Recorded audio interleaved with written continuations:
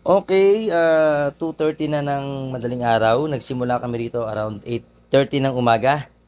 So, ito na yung motorsiklo ng nagpa-power apply sa akin from Taguig. Tama po ba, ma'am?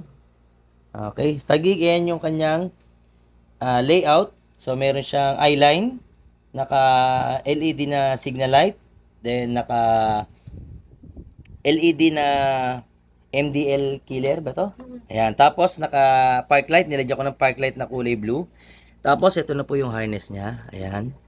So, malinis pa rin po siya pag sinilip nyo. So, pag kinabit nyo yung head, ayan yung head niyan. Then, ito yung switch ng kanyang park light. Then, kakaiba tong switch niya eh. Dito tayo medyo nahirapan. Bago sa ano ko to. Kumbaga sa Sikmura, bagong panlasa to. Ayan, kakaiba yung switch na to. Meron siyang passing, may high and low, tapos may hazard, may signal light, busina, tapos sa kabila, ito, meron siyang kill switch. Yung kill switch, ginawa kong prone type na dual horn, saka stock horn, palitan, no? Pag nakaganto, dual, pag nakaganto, stock.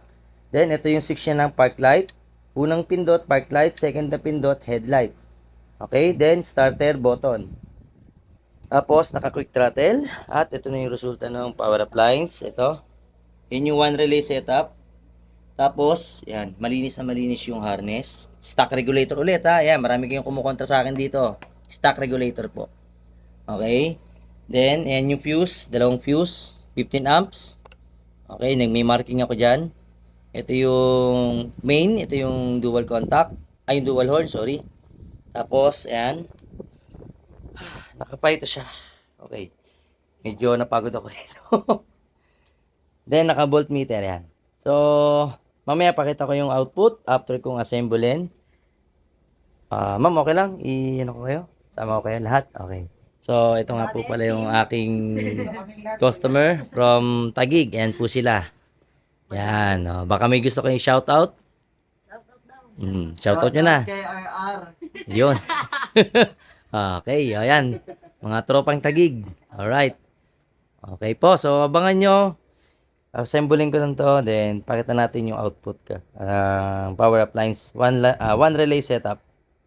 Okay, so ito yung kanyang Rider JFI at tapos na. Nasara ko na, no? So, subukan na natin. Medyo mahina na yung battery kasi na-discharge. Pero, okay pa yan. Testing natin. Oops, nakaw na kagad.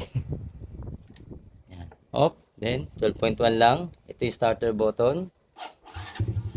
Yan.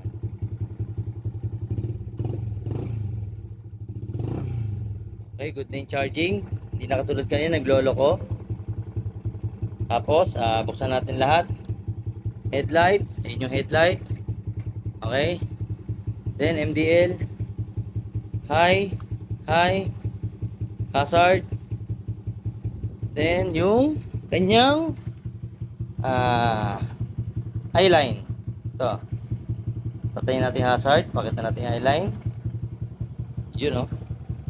Tapos, meron na rin siyang park light na kulay blue. Ito. Okay. Sige nga, busina ka. Wala. Palit. Okay. Okay, isa pa. Oops, tama na. Yan, so yan no. Then, pagka full function, meron yung passing. I-passing siya. Yan, passing. Tapos, yan, signal light, gumagana. Kabila. Gumagana rin yung running light. Ayun no.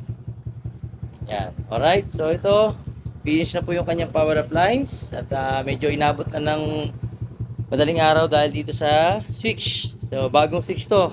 First time ko naka-encounter nitong pang Hayabusa. Yan, Hayabusa switch. Yan. Yan yung kinabit ko sa kanya. Medyo maganda yung wire at maganda malambot. No? Alright, so yun lang po. JJA Humble Works. Maraming salamat po. Okay. Alright. Shhh.